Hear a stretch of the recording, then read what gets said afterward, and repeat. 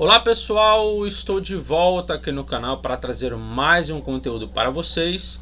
No vídeo de hoje eu quero comentar um pouco sobre a importância do estudo diacrônico e sincrônico de uma palavra. O que esses dois termos significam e quais são a importância desses dois estudos para a questão da língua do Novo Testamento, Antigo Testamento, para quem quer aprender grego, para quem quer mexer com tradução. Então eu quero comentar um pouco sobre isso e vocês vão ver a importância desses dois estudos, beleza? Mas antes que eu comece a comentar sobre este assunto, eu quero esclarecer aqui algo que algumas pessoas sempre perguntam para mim, que é o seguinte: por que é que o canal aqui ainda não tem a opção de membro do canal? Então, para eu ter essa opção de membro, eu tenho que bater metas, tá? E a minha meta é o seguinte: eu tenho que bater 3 horas ou 3.000 horas de vídeos assistidos em um ano, certo? Então, dentro de um ano, eu tenho que ter 3.000 horas assistidas e bater 3.000 visualização em Reels, que são aqueles vídeos mais curtinhos, né, de até 1 minuto e 20, né? Então, enquanto eu não bater essa meta, eu não posso colocar aqui a opção de membro. Só que algumas pessoas querem contribuir, tá? Então, como não tem como eu ativar essa opção agora, então eu vou deixar aqui o Pix da minha conta. No caso, cada imagem e cada vídeo que eu for fazendo, o Pix ele vai estar do lado. E caso você queira contribuir com alguma coisa, algum valor, seja lá quanto for, aí fica por opção sua e para quem quer, beleza? Porque assim, o irmão André, né, ele estava comentando comigo ontem, né, ele até comentou isso num dos vídeos meus, né, sobre o conteúdo que eu trago aqui, né, que são conteúdos bons e tal, e eu merecia ganhar por isso, porque não é fácil a pessoa passar horas, né, montando vídeo ali e não ganhar nada. De fato, o YouTube ele não me paga um centavo, eu não ganho absolutamente nada, eu faço porque eu gosto, né? Mas pronto, ontem mesmo eu fui dormir, era o que? Eu fui dormir hoje, era 1 hora da manhã, né, editando exatamente esse vídeo aqui e procurando ali algumas palavras para ilustrar para vocês de uma forma mais simples, né? Então eu decidi deixar o meu Pix em cada vídeo meu desse vídeo em diante, certo? Então quem quiser contribuir, né, aí fica aí à sua disposição, né? Qualquer valor, 50 centavos, R$ 1, não importa, aí fica a seu critério. Mas também quem não quiser, não tem problema, se inscreva no canal se você não é inscrito, deixa o seu like e compartilhe, que isso já ajuda muito, beleza? Então, sim, claro, não posso esquecer, né? Quem tem interesse de estudar grego, hebraico ou fazer um curso de teologia à distância, é só falar comigo. Aqui na descrição desse vídeo se encontra todas as minhas redes sociais. E aqui é a página do meu Instagram, né? Sigam lá. Tem 153, né? Essa aqui é uma imagem mais antiga. E aí eu sempre vou postar alguma coisa lá, beleza? Então vamos lá ao conteúdo do vídeo de hoje. Bom, primeiro vamos aí definir, né, o que é diacronia e sincronia, tá? Essa palavra aqui, diacronia, ela é montada com dois termos gregos, que é a preposição dia, certo? Que tem a ver com, ela significa através de, ao longo de, por meio de, certo? E aqui é o cronia, que tem a ver com o cronos, que é o tempo, né? Então, diacronia significa o que? Ao longo do tempo, através do tempo. Então, o estudo diacrônico ele tem a ver com o que? Com o estudo de uma palavra ao longo do tempo. Por exemplo, digamos que uma palavra ela surgiu ali no século V antes de Cristo e ela existe até hoje, tá? Então, nós vamos estudar essa palavra em todo esse período, em 2500 anos, e nós vamos ver a evolução dessa palavra, o quanto ela evoluiu, quais significados ela ganhou, entre outras coisas. Então, o estudo diacrônico é o estudo ao longo do tempo de uma palavra. Vamos estudar todos os períodos daquela palavra, certo? No estudo sincrônico já trabalha com outro aspecto. A sincronia tem a ver com o que? O sim vem de uma preposição grega também, né, que quer dizer junto de. E cronia tem a ver com também a mesma coisa de diacronia, o tempo, ou seja, junto do tempo. Na sincronia, você estuda a palavra em determinado período. Você não se importa com a evolução dessa palavra. Você estuda ela, o que ela significa em certo período. Então, por exemplo, se o Novo Testamento ele foi escrito no século I, então eu tenho que pegar o significado daquela palavra no século I.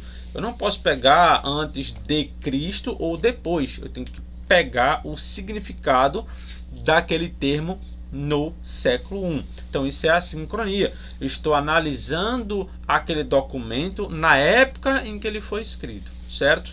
Então vamos agora analisar alguns textos que são importantíssimos sobre essa questão.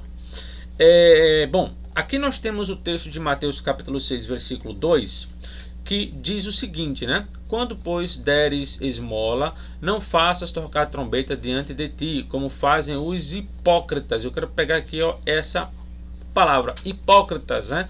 Que no grego é essa palavra aqui, ó, hupokritai, certo?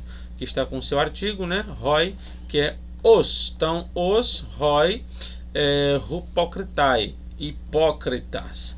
Então, no Novo Testamento, essa palavra ela tem um significado negativo, exatamente como existe hoje, né? Que é aquela pessoa fingida, aquela pessoa falsa, é aquela pessoa que faz algo, né, visando outra coisa, certo? Ela não é uma pessoa, digamos, boa, né? Ela quer aparecer, como é o que está acontecendo aqui nesse caso, onde Jesus ele fala que esses hipócritas nas sinagogas e nas ruas para serem glorificados pelos homens, ou seja, eles davam esmola e tocava trombeta, ou seja, contava para todo mundo ou mostrava ao público, né? E aí eles eram glorificados pelos homens. O foco era exatamente esse, para parecerem, né, serem ali boas pessoas. Então, a ideia de hipócrita no Novo Testamento, ela carrega essa conotação, inclusive hoje no século 21, né, de uma pessoa fingida, falsa. No entanto, aqui eu fiz o que? Uma análise, eu peguei uma ideia sincrônica, eu peguei o uso dessa palavra dentro de Mateus capítulo 6, que foi escrito no século I. Então a ideia é essa. No entanto, quando nós pegamos essa palavra desde o grego clássico, aí entra a diacronia, onde nós vamos analisar a origem desse termo até hoje. Inicialmente, a palavra hupokritai, hipócrita, ela não tinha esse sentido negativo que temos hoje. Inicialmente, ela significava o intérprete de sonhos ou de oráculos. Então era aquela pessoa que tinha, né, ele conseguia interpretar oráculos, no caso profecias, ou ele conseguia interpretar sonhos. Então veja que não era uma palavra com um sentido negativo. Então eu posso pegar esse significado que existia no grego clássico e aplicar ao Novo Testamento? Não, porque eu estaria cometendo um erro de sincronia. Eu estou pegando o significado num período do grego clássico que tem a ver exatamente com o que eu falei e estou aplicando a outro tempo onde ela já tem outro significado. Então isso seria um erro sincrônico. Eu não estou analisando corretamente a palavra porque eu estou analisando documentos que foram escritos em épocas diferentes. Depois de um tempo, a palavra hipócrita ela passou a significar um orador, aquele que tinha uma boa oratória, aquele que falava bem. Depois de um tempo, ela evoluiu e ela passou a significar um recitador de poesia. Veja que esses significados, eles não são negativos, né? Só que quando você chega no quarto significado, que passou ainda a existir dentro do grego clássico, foi onde ela ganhou a ideia de ator. E foi por causa desse significado de ator que ela ganhou esse significado negativo que temos hoje. Porque um ator, ele faz o quê? Ele finge ser alguém que ele não é. Ele faz um papel de uma pessoa que ele não é. Então isso é o quê? É uma falsidade, é uma falsificação. Então esse termo, ele passou a se aplicar dentro desse contexto. Entende? Então, quando chega no Novo Testamento, você sempre nota que Hipócrita ele é sempre usado no sentido negativo. Então, eu não posso pegar esse texto aqui e usar o grego clássico em algum dos seus períodos e comentar, olha, a palavra hipócrita também significa um orador ou um recitador de poesia, né? Ou o intérprete de sonho. Não, sério, no grego clássico, lá atrás, no Novo Testamento, o significado ele é mais restrito, né? Ele usa mais esse termo dentro de uma restrição. Então, cuidado quando você for analisar ou traduzir palavras gregas e você não cometer um erro de sincronia, pegar um significado posterior e aplicar em outro período que aquele significado não era usado. Então, muito cuidado com isso. Um outro texto muito interessante é esse aqui de 1 Coríntios, capítulo 2, versículo 6, né? Aqui nós temos o seguinte: todavia falamos sabedoria entre os perfeitos, não porém a sabedoria deste mundo, nem dos príncipes deste mundo que se aniquilam.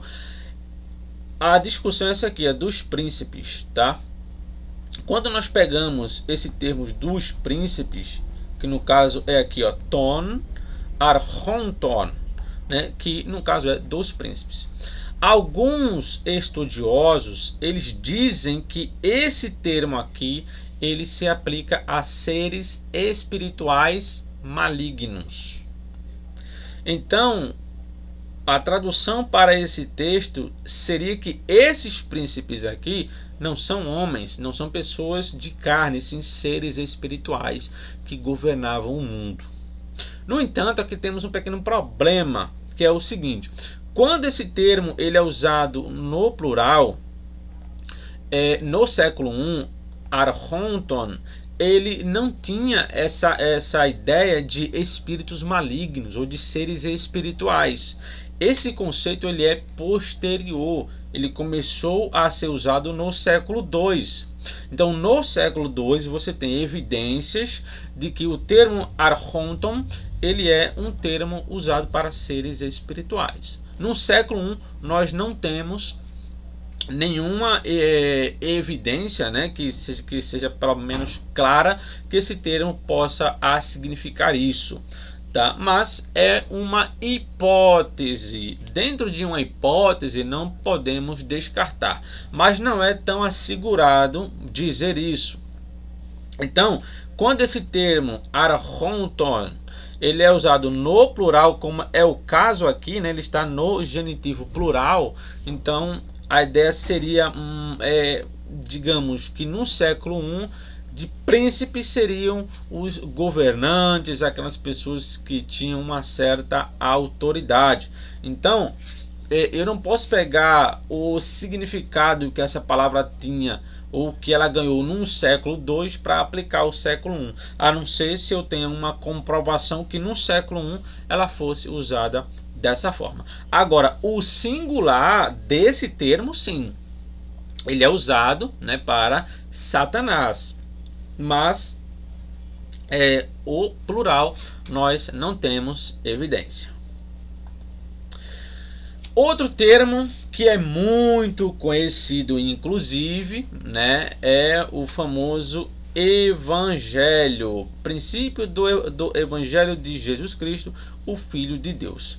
Esse termo evangelho, se você perguntar para uma criança, né, o que significa evangelho, muito provavelmente essa criança já ouviu, né? Que no caso seria aqui, ó, evangelio, evangelho, boas novas. Só que no grego clássico, ela não tinha necessariamente esse conceito de boas novas apenas. Esse termo, ele inicialmente ele foi usado para um mensageiro que trazia uma boa notícia e recebia um prêmio. Ele recebia algo em troca daquela boa notícia. Então, o termo evangelio, ele tinha a ver com isso. Ele se referia a alguém que trazia uma mensagem e que ganhava um prêmio por isso. Depois, essa palavra ela foi evoluindo e aí ela passou a ser usada para aquelas pessoas que faziam sacrifícios aos deuses por uma boa notícia. Então, ela começou a ser usada dentro desses dois casos aí, né? Pessoas que traziam uma boa notícia e recebiam um prêmio, e pessoas que faziam sacrifício aos deuses em busca de uma boa notícia. Depois ela passa a ter um sentido mais de boas novas, de uma boa mensagem, né? E aí o grego, quando você tem ali no Novo Testamento, você tem essa aplicação de boa notícia, no caso aqui referente a Jesus Cristo, né? Sobre Jesus. O início, o princípio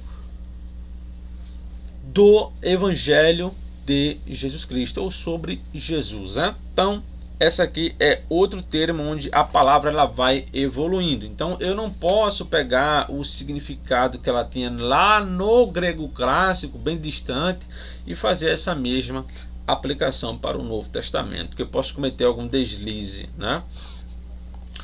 Outro texto muito interessante é esse aqui. Inclusive, eu vi recentemente que o pastor Paulo Júnior ele fez um vídeo, né? Quer dizer, não fez um vídeo, ele participou de um podcast onde ele fez um comentário que ele cometeu um erro sincrônico. Aqui quando fala, né?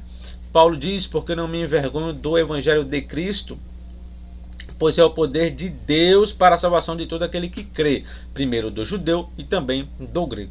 Quando se pega essa palavra poder, é a palavra grega aqui, ó, dinamis. Dinamis é de onde surge a palavra dinamite, né, em nossa língua, o nosso português. Então, Paulo Júnior, ele disse que quando fala que o evangelho é o poder de Deus, quer dizer que é a dinamite de Deus, né? Uma explosão, algo assim como se fosse algo surreal e tal. Bom, primeiro que ele cometeu um erro sincrônico, porque no século I a palavra dinamis ela não tinha esse significado de dinamite, tá? Isso é um significado muito posterior.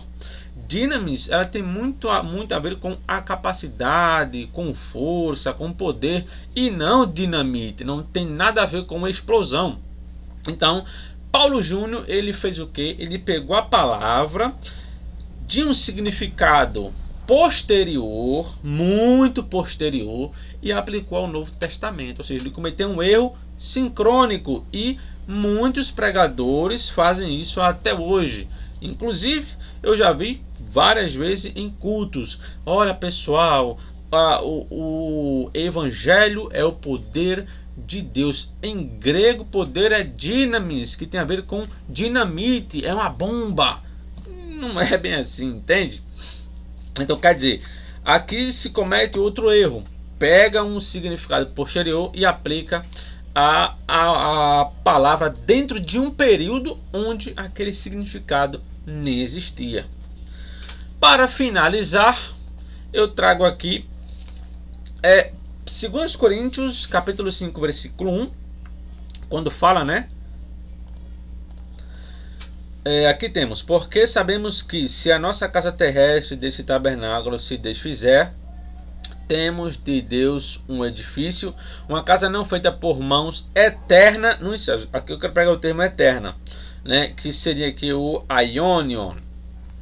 Quando você pega essa palavra no grego clássico, inicialmente, né, o seu significado não era de eterno. Inicialmente, ele significava uma existência. Você pode encontrar isso, por exemplo, nos escritos de Heródoto, né? Onde ele comenta ali sobre a existência do homem, né? Fala do o fim da existência, o fim do aionion, né? Do homem, que tinha a ver com a sua vida. Enquanto ele estava vivo, o aionion ele estava presente, né? Quando ele morria, chegava ao seu fim. Então, inicialmente, esse era o significado de aionion. Depois de um tempo, essa palavra ela evoluiu e ela ganha o significado de geração ou era. E aí eles começaram a usar esse termo como uma geração ou uma era. Já era um tempo mais longo do que uma simples existência.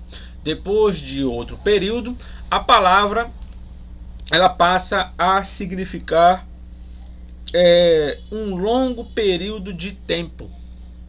Um período longo de tempo ou um período indefinido de tempo. Ou seja, é algo mais longo. Então, veja que ao longo da história do grego clássico, ela foi evoluindo aos poucos. Aqui ela tem o seu significado primário, uma existência. Depois ela passa para era ou ali algo mais longo, né? E depois ela passa para um período de tempo longo. Quando ela chega em Platão, é onde ela ganha o significado de eterno, algo sem começo e sem fim. E aí ela começou a evoluir para outros patamares, como significar algo que tem começo, mas não tem fim, algo sem começo e sem fim, algo envolvendo um longo período de tempo. Quando nós chegamos no Novo Testamento, nós encontramos que esse termo ele é muito usado para se referir à eternidade, né? Quando fala de Deus, por exemplo, algo que é para sempre, né? Algo infinito. Só que ela ainda assim, mesmo no Novo Testamento, ela ainda tem o seu terceiro significado do grego clássico, que é um longo período de tempo. Esse significado ainda existe dentro do Novo Testamento. Você pode aí encontrar em vários léxicos de grego do Novo Testamento, incluindo o famoso BDAG, que eu consultei ele, né? Claro, é um dos melhores léxicos que nós temos aí sobre o grego do Novo Testamento. Então, quer dizer, a palavra ela foi evoluindo. Quando você pega na Septuaginta, esse significado de existência, ele ainda existe lá, né? Você vai encontrar isso lá em Êxodo, lá tal, em muitas passagens do livro de... No caso da Septuaginta, você vai encontrar esse significado de existência, uma era, um período longo de tempo. Veja que mesmo na Septuaginta, os significados do grego clássico ainda existia lá. No Novo Testamento parece que ela se aplica mais a algo eterno. Ela já está deixando a palavra mais restrita. Ela não é restrita, né? Mas ela fica mais restrita. Então, enquanto o tempo ele foi passando, as palavras elas foram se modificando. Não só ela, né? Como diversas palavras do Novo Testamento e também diversos conceitos, diversas passagens, né? Que nós podemos encontrar isso. Então, é muito importante você saber o que é a sincronia e a diacronia e como que isso funciona dentro de uma palavra, como eu mostrei aqui alguns exemplos. Beleza, pessoal? Espero que vocês tenham gostado desse conteúdo. Eu vou ficando por aqui. Quem quiser aí ajudar o canal, aqui está o Pix, aqui ó, Pix do canal está no meu nome, beleza? Jefferson do Nascimento. Bom, que Deus abençoe a todos, é isso aí e até o próximo vídeo. Fui!